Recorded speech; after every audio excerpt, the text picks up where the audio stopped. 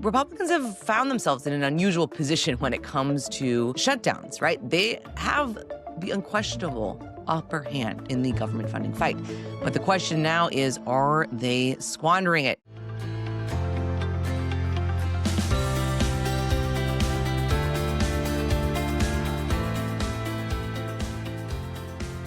Good morning, I'm Anna Palmer, and welcome to the Daily Punch, brought to you by Punchbowl News. It's Wednesday, September 24th, 2025. Let's get into the mix. Here are your Washington headlines of the day. Number one, will Republicans botch the shutdown showdown? The stakes couldn't be higher. Number two, on the ground at the United Nations General Assembly. And number three, Senator John Cornyn rolls out some Texas endorsements. All right, happy Wednesday, everybody. Let's get into it. It is a very busy week of politics here in Washington as Republicans and Democrats continue to be entrenched in their positions as it comes to government funding. A lot happening here because I think what we have kind of shown over and over again over the past several weeks is that Republicans have been steady in how they've been thinking about the government funding fight, how they are kind of basically saying clean, government funding bill in a short-term sense, and then we're able to move forward. Democrats having a much bigger ask here, right, and kind of filling the tree in a lot of ways, right? Whether it comes to Medicare and funding, whether it comes to trying to repeal some of the kind of politics of the Trump administration when it comes to rescissions. And the Republicans have found themselves in an unusual position when it comes to shutdowns, right? They have the unquestionable upper hand in the government funding fight.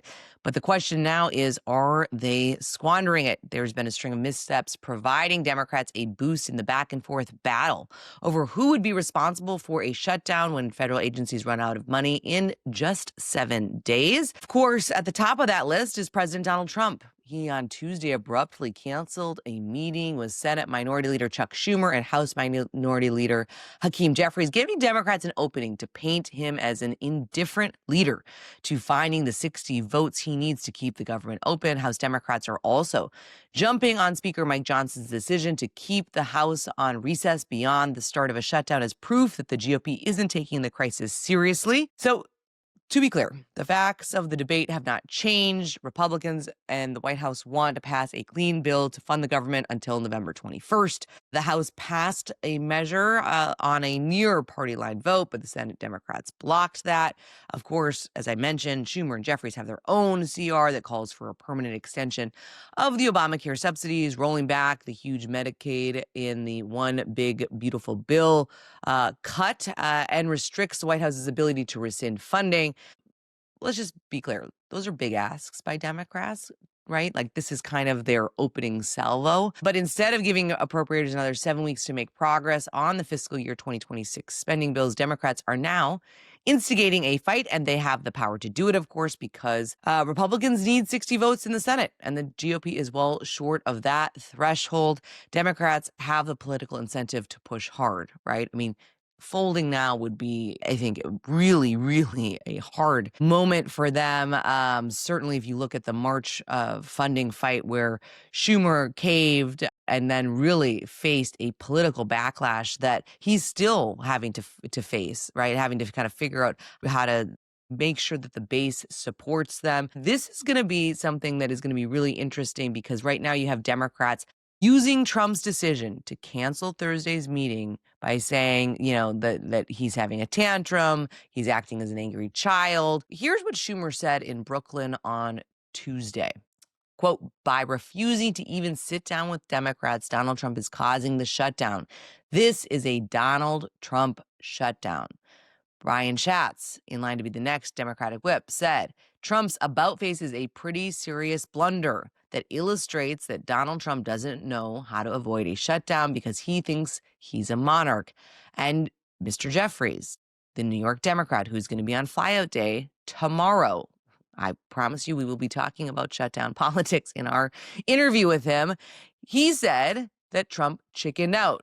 Jeffries also tweeted that Trump always chickens out, or taco line, used by Trump's critics and something that the president has said that he doesn't like. The pair of decisions by the White House and Republican leadership give an opening for Democrats to brand them as irresponsible. Here's how Republicans view the situation. Johnson doesn't want Republicans back in Washington next week with nothing to do. The House Republican leadership feels as if they've done their job. Passing a CR and calling members back is a concession. They have more work to do. Furthermore, Johnson and Thune weren't hot on a Trump-Schumer-Jeffries meeting. Top Hill Republicans believe that Democratic leaders have boxed themselves in and don't deserve an audience with the president. In Johnson and Thune's view, there's nothing to negotiate. Schumer and Jeffries need to take the clean CR. There's also a belief within the GOP leadership in the Senate that they need to replicate the March CR process as much as possible in order to set Schumer up for a rerun in which he folds and feels the heat from the Democratic base. A Trump meeting didn't happen during that showdown.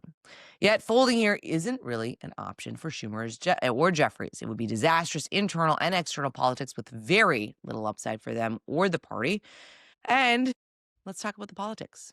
It's true that Republicans are vulnerable here. The longer this impasse continues, the more Democrats will be able to remind the public that healthcare premiums will skyrocket for millions of Americans at the end of the year, absent some congressional action on Obamacare subsidies. And there are plenty of politically vulnerable Republicans who believe that allowing the enhanced Obamacare subsidies to expire means they'll be at greater risk of losing their seats.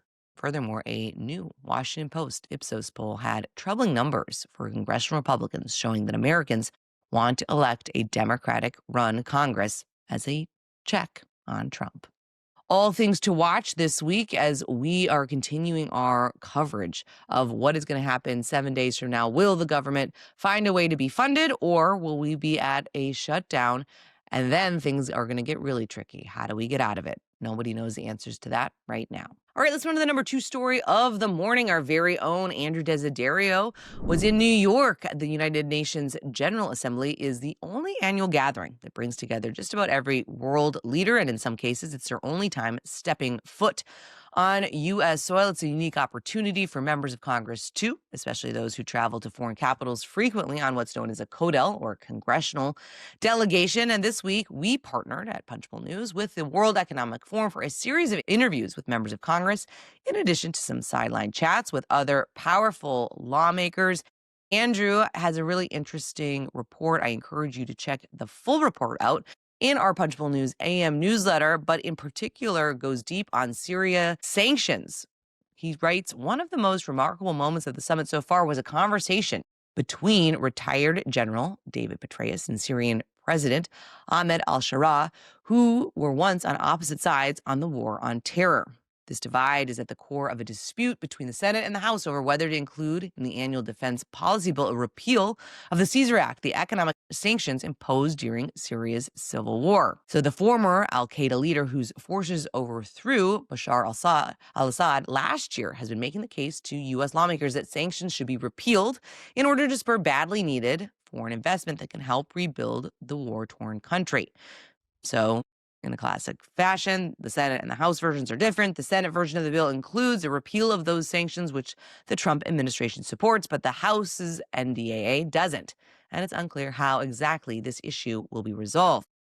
Interestingly enough, Representative Gregory Meeks, the Democrat from New York, talked to Andrew and said he seemed to have concerns about lifting the sanctions using the Ronald Reagan phrase, trust but verify. Here's what Meeks said. I need to see and to make sure that they're going to be moving in the right direction that brings people together, especially some of the religious minorities. I'm hopeful. I want him to be able to succeed. Meanwhile, Senator Jeanne Shaheen, the Democrat from New Hampshire, who also attended the meeting with al-Shara and met with him in Damascus for 2 hours last month, sees the recent developments in Syria as a once-in-a-generation opportunity for regional stability, and she strongly supports a full repeal.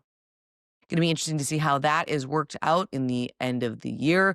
Also, Andrew reports on the Palestinian statehood, saying several Democrats came out in support of the decision by the United Kingdom, Canada, Australia, and France to formally recognize a Palestinian state, saying the United States should do the same. Meeks and Shaheen aren't quite there yet. Shaheen said the United States should first put pressure on Israel to end the bombing in Gaza and develop a post-war plan. Shaheen said the allies' recognition is the result of frustration that people are feeling about how the Netanyahu government is conducting the war. Meeks similarly characterized a statehood recognition as premature. saying the war must end, the hostages must be released, and Hamas must have no power in the potential of having a two-state solution. All right, let's move on to the number 3 story of the morning. Going down to Texas, we are covering this primary for control of who's going to win the Senate Republican spot on the ballot. And we got some news this morning. Senator John Cornyn, the Republican from Texas, is rolling out new endorsements from 15 former House Republicans from Texas in his primary race against Attorney General Ken Paxton. And of course, these kinds of endorsements, it's not a bellwether necessarily of how the race is going or not, but it is a way for a member or a candidate to showcase that the people that have been in power do support them now. That list for Cornyn, so in his corner, includes former Texas GOP reps Kevin Brady, Mac Thornberry, Jeb Hensarling, Bill Flores, Michael Burgess, Mike Conaway, Ted Poe, Pete Olson, and many more. Cornyn said, quote, "I have been privileged to serve with many talented, intelligent, committed conservatives who have fought with me to represent Texas values and pass conservative reforms in Washington. Sandy and I are honored by their trust, their confidence, and their support in this critical race." We'll have to see if this makes any impact in the race or not, but certainly is some wind in Cornyn's sails as he continues that drumbeat trying to get up in the polls as we watch a very, very important Senate race where tens of millions of dollars are being spent. All right, we're going to leave it there. Thank you so much for listening this morning. As always, if you like the Daily Punch, please share it on social media, tell your friends, and you can go deeper on all things Punchbowl News at punchbowl.news. Have a great day and stay safe, everybody.